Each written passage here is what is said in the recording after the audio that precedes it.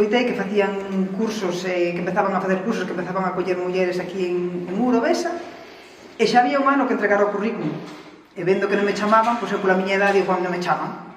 Vim para a escola, sin saber o que era un taladro, sin saber o que era unha chave, sin saber o que era un tornillo, para mí eran tornillos todos iguales. Entonces, cando empezamos co curso, veñen uns profesores a aprendernos o que é o tema da mascarilla, auditorías logo.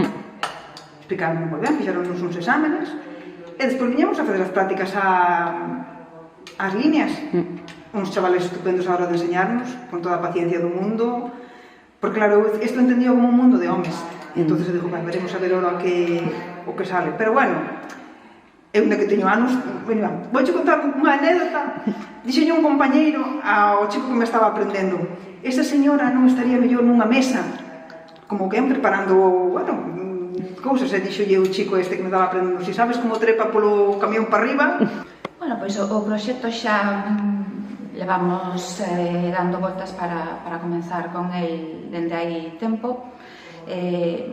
Xa sabemos que hai problema, escasez con respecto a determinados oficios dentro do mundo do metal, en outros ámbitos tamén.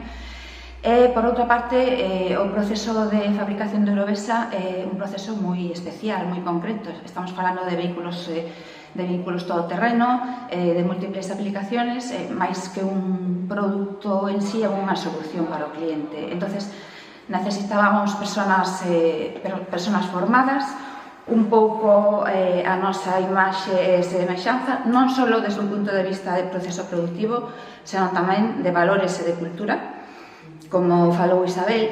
Entonces, pois no ano 2024 puxemos en marcha a escola. As edicións deron moi bon resultado, prácticamente collemos a todas as persoas que